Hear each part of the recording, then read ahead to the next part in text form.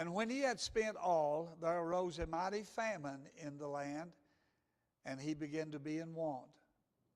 And he went and joined himself unto a citizen of that country, and he sent him into the fields to feed swine. And he would fain have filled his belly with the husk that the swine did eat, and no man gave unto him. And when he had come to himself, he said, How many hired servants of my father's have bread enough and to spare, and I perish with hunger? I will arise and go to my father, and I will say unto him, Father, I have sinned against heaven and before thee, and am no more worthy to be called thy son. Make me as one of thy hired servants. Heavenly Father, I thank you this morning for the privilege we have to gather together with brothers and sisters in Christ. Lord, this is your word this morning, and help us to treat it preciously. And I pray that what we have to say, or that you will guide it, Lord, because if we just say it, it won't amount to much. But Lord, if you will guide it and place it into the hearts of men and women, boys and girls, I know that it'll accomplish that which you sent it to do. Bless us, Lord, I pray today as we gather together. In Jesus' name, amen. May be seated. I want to hone in just for a little while on verse 17. And when he came to himself. I believe with all my heart that the greatest accomplishment that a human being can ever make in his life is when he comes to himself. In other words, when he begins to think and he begins to act wisely and correctly, that's when you come to yourself. The most dangerous teacher that there is in our world today is a person who instructs people how to live their lives, but they themselves have no knowledge of eternity. You see, folks, we need to have knowledge of the other world, because that's the one we're going to stay in the longest. That's where we need to start thinking wisely, and we begin to start thinking correctly. So the most dangerous person to teach us how to live our lives here is not a person that never tells us about the other world, because you're going to be there throughout eternity. You're only here for, as Job said, swifter than a weaver's shuttle. And compared to eternity, we're going to be here just for a second or two, and we're going to be there for a long time. And we don't need people teaching us about life that never teach us about the other world, how to get ready for that other world. The most dangerous leader that we will find in this world today is one who doesn't see the greatest danger or the greatest threat that's in the path before him, but he just takes thought of just a little minor accomplishments or little minor things along the way, when he don't think about the greater threats. And our greatest threat in America today is that we're not going to be taught about judgment and about eternity, and we're not going to be taught about hell. I think in church, and only some of them will preach on hell, and others won't. But how are they going to know unless someone teaches them? And we need to realize today, we need to start thinking. We need to start thinking about life. Why am I here? What is my purpose here? Where am I going? What's going to happen to me when I get to my final destiny? Am I going to believe the scientists that say when you're dead, you're done? Or am I going to believe the Bible, which says after death comes judgment. And I ask you this morning about that, but a person, here's what scares me, folks, is a person that is so satisfied with man's level of intelligence that he never thinks about eternity, has no regard for eternity. And they think of us, folks, the world thinks of us as Christians today who talk about heaven and who talk about hell. They think of us as little more than fools. We're talking about things that they act like is made up. But this young man was in this position because he was dissatisfied with his life. And I believe that there are more people in our world today that are dissatisfied with their lives. That's why the alcohol industry grows. That's why the drug industry grows. And that's why sin is on the rise everywhere. It's because people are just not satisfied with the way life is or the way that they are living. And I ask you today to think about this. He was not prepared for what was coming. He was just dissatisfied, and he had all the comforts of life. He had all the things that one would need in life, but he was dissatisfied. Look at us in America today. We've got anything that we can want almost, and we can just about have that. And yet we're grumbling and we're griping and we're complaining and we're fussing and we're fighting because we're not satisfied with what we have. Folks, I was that way, but when I met Jesus Christ and he came into my life for the first time, I went home satisfied. I was satisfied with life because I was ready now for that other world. Folks, you can't accomplish much in this life unless you're ready for the other life. And there's so many people today that are not ready for that other life. He didn't like life as it was for him. But when I look at this young man's home life, he seemed to have everything he wanted and everything he needed given to him. It seems like he was just had servants everywhere. But here he is in a foreign country, a long way from home, and he's sitting here feeding swine. Can you imagine him sitting there watching those hogs eat the corn and leaving him the cob, leaving him the shucks? And here he is, a human being, and these animals are living better than him, eating better than him. Why? Because he just wasn't satisfied with what he had. And here he was looking at them, and he knew what he had left. He began to think. This young man knew what he had left. He knew what was behind him. And anyone that was at his father's house was in a better condition than he was.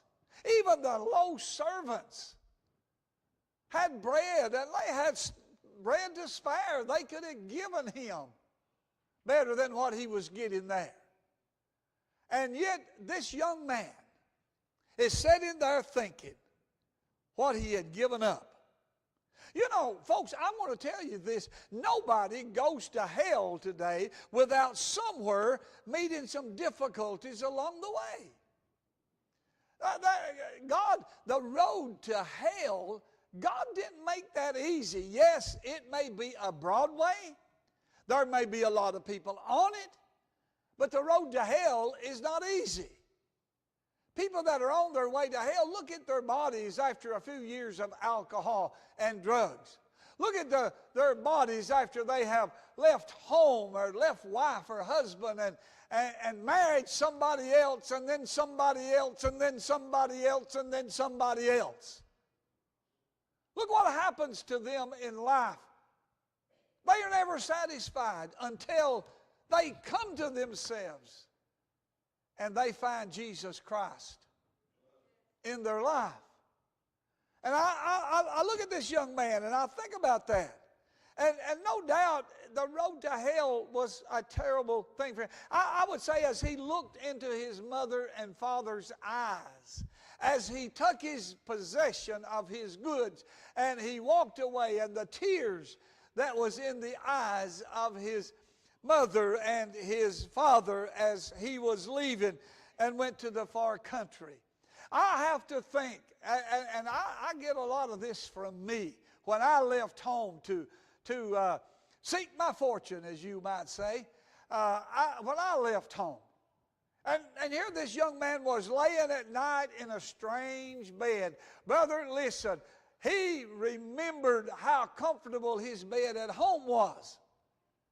And here he is laying in another bed somewhere else. It may have been a nice bed, but it was not the bed at home. And he had to think about leaving home. He thought about mom and dad. And he thought about this. Every time he looked up into the heavens, he had to think, you know, this far country is not giving me what I wanted and what I expected it to give me. I know when I was a boy and I was just young and I left home, and after I graduated from high school to get a job, I went up into, from Breathitt County up into Ohio. And I'd get homesick because them beds wasn't the bed I had at home. Life wasn't as good as it was when I was home. But I'd look up and I'd see that old moon up in the sky. And the first thing would come to me, that's that same old moon that shined on me up at Canoe, Kentucky. That's the same old moon that I used to look at as a boy. And it's hanging over my father's house right now. I just wish I was there. But this young man at night's laying there. And it's more painful, folks, to meet God when we're, I guess you could say, in sin. When sinful surroundings are around us. I think of thieves and robbers and murderers and crooks. They don't mind seeing a police officer when they're in the clear. They don't have any of the goods on them. And they don't mind being around the police officer then. But when they are caught with the goods in their car and they're pulled over, it takes a whole different meaning in their lives. Man, they are afraid. They are scared. They know that something has happened in their lives. And I ask you today, I ask you to think for a minute. Isn't it a dreadful thing when sometimes we're brought close to an encounter with God? Man, when I'd be out driving and running around and just about wreck my automobile, I would holler, "Oh God, please let me get through this." And when I would get through it, it would make me think about that eternity. So the road to hell, folks, is not a road that's covered with gold. That road to hell can be a dangerous road. And when you meet God in a situation like that, and all the joy and comfort of life is gone, here we are. And how can we enjoy life, or how can we call life enjoyment when we're wasting our lives, when we're wasting our substance in wrong living? How can we call it life when we're neglecting children and we're neglecting wife or husband? How can we call it living when we spend our money on drugs and alcohol and give it to the world? How can we call that living when others are suffering because of what we're doing? It's those that don't want God in their life that's causing the tragedies of life. It's those that don't care if God is around, that when they meet Him, then they have problems thinking about God and eternity.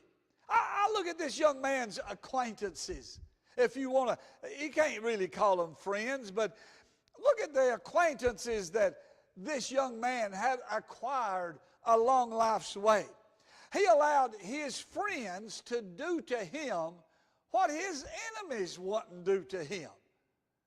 And he allowed his so-called friends, people that he saw every day, people that he drank with, and people that he run around with and did things with, all of these people.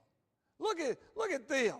What were they doing? I mean, what does this seem sensible to run around with somebody that's ruining your life, that's taking your life from you? This man was. And does this seem sensible to do that? Does it seem sensible to drink your money, to drink up your money, and your children could use better clothes, but you drink it up? Is it sensible for us to spend our money on drugs when our children could have better food and a better life? Is that a sensible thing to do? What were his friends doing for him? When I read this, I find, hey, all they were doing was helping him to waste his life, helping him to get rid of his money. And he's given a great deal away for their sakes here. And what does he get in exchange? Folks, what are you getting in exchange for the sin that you're doing? What are you getting back for that? No person has ever acquired sin and lived in sin, that sin has done something good for you. No one good thing has sin ever done for you. And I think about that. There's no real friendship. Are these friends standing by him when he's gone? Where were they? Do we find them visiting him when he's down there in the hog pen? Do we see them there? No, they're not there. Do we hear him? I believe that this young man, just bear with me here, I believe this young man, when he run out of everything, and I wonder, he looked around and he said, fellas, I got $20 left. Buy around for everybody. And when they spend that last and they do that, and he says, now I've spent all mine. Which one of you going to stand up now and do the same with yours? He didn't have any takers. The Bible doesn't tell me of any takers. Nobody was going to spend theirs for him like he had spent his for their. You see what the devil does? He just takes and he takes and he takes and he takes until he takes your life. He takes your reputation. He takes everything you have and then laughs at you while he's doing it. Now his wealth is gone. And he finds him the first time in his life, he finds himself alone. He finds himself alone here, and he's that way. And I wonder what excuses his friends offered him. And I'm sure he come up to some of them. I think it's only natural. He come up to some of them and said, hey, man, I'm hungry. Can you spare me a sandwich? No man offered. I wonder what they said. I wonder what their excuse was. After they had helped him squander all he had, what kind of help did they give him? What kind of help does Satan give us after we drink all of his, and smoke all of his cigarettes and drink all of his alcohol? What does he do? He gives us cirrhosis of the liver, cancer of the lungs, burns our minds out. That's what we get for sin. And folks, listen, we got to start coming to ourselves. We got to start thinking this morning that this ain't right. This is not going to lead me where I want to be. I ask you today, even young people, what do you want? What do you want? I ask people when they're getting ready to get married, I say, I'll ask them, I say, what do you want your wife to think of you 20 years from now? And they'll say, well, I want her to love me. And I say, well, you got to start making sure she does that now. Don't wait 20 years and then try to make that right. What do we want our lives to be 25, 30 years from now? Well, whatever you want it to be, you got to start working on that now. This young man wasted his. And remember, folks, friends like this, public opinion, and the spirit of this world will stand by you until that critical moment comes in your life when you're broke. And when you ain't got nothing to give them, they'll leave you. They won't be anywhere close to you. And when you tell them you're broke, now what happens to him? Look at all the roses. Brother, we used to have rose bushes around our house when I was growing up. And brother, when those roses was blooming, everybody was up there looking at them. And can I have one? And we would just give everybody wanted one. Roses. And they were so beautiful. But when the roses faded, the only thing left there was the thorns. And you see, this young man, all of his roses had faded. And he only had the thorns there now.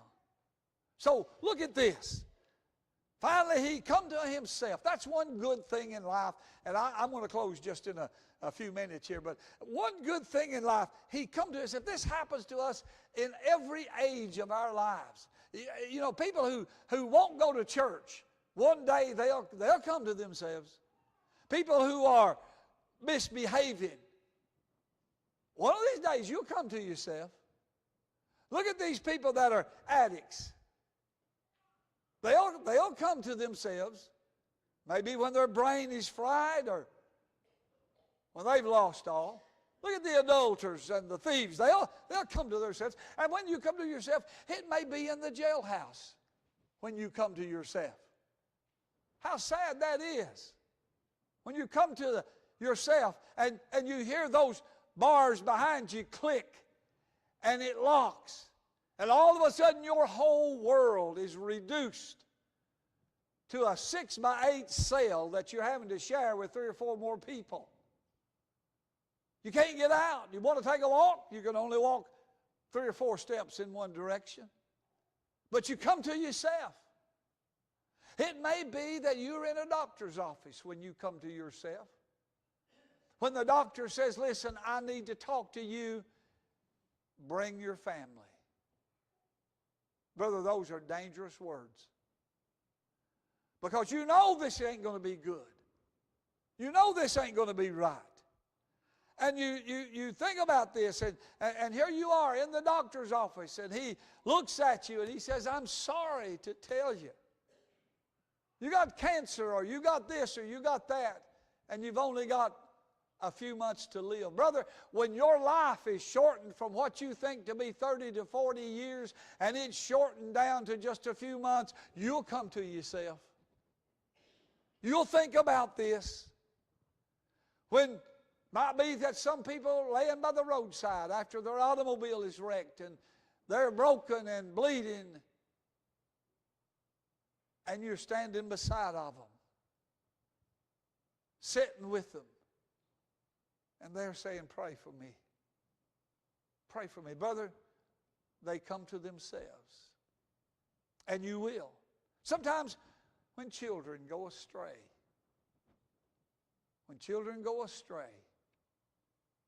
people come to themselves. And you know what?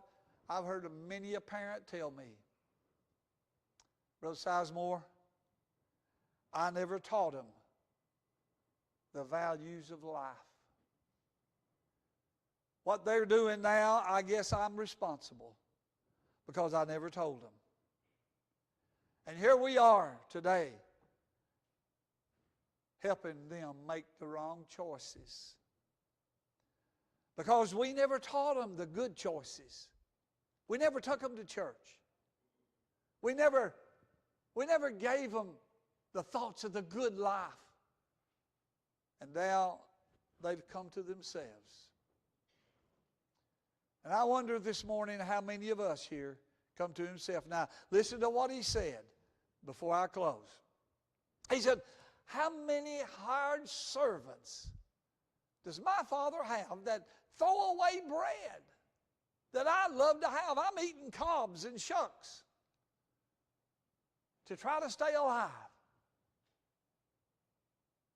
And they are throwing away bread. He thought about that. He said, I perish with hunger. And folks, in this world of sin, with grace abounding everywhere in America, people are perishing in sin. There are some things that he knew. This young man knew that his dad was still there. Now, I want you to get this point before I close. He knew where his dad was at. His dad was at home. He knew that his father's servants were still there. They were still at the father's house. And he knew that his father was treating his servants proudly, properly, good, because they had bread and bread to spare. But the one thing that he knew was that his father would forgive him. That was the good thing. He knew that. He knew his father was generous. He knew that his father was good. And this is why, Christians, we must not stray. This is why we must not give up, because, folks, people are coming to their senses everywhere. And when they come, we want them to come to church and find it vibrant. We want them to find it going well. People getting along good. We don't want them coming to a church where it's been split down the middle. We don't want them coming to a church that people can't get along one with the other. We don't want them coming to a place where they have fighting spirits. We got to stay true to God. We got to hang on to what we have because we made the right choice. We that serve Christ makes the right choice today. And we come to our senses. I'm glad I was 21 years old when I come to my senses and realized the life that I was leading was not going to take me where I wanted it to end. And I found Jesus Christ. This morning, I wonder who's here today that will come to your senses. I wonder, isn't there someone here today would say, I've had enough of this? I'm so tired. And I'm so weary of living in sin and worrying and perishing. So this morning, I'm going to ask you how many is going to think wisely. I wonder how many here is going to think right, correctly. And say, I know I've got to leave this world. I know there's more than here. If you're not ready for the other world, you can do that. Folks, don't worry about that food. It'll last. Don't worry about the time. This could be the most important time of your life. And while we stand this morning,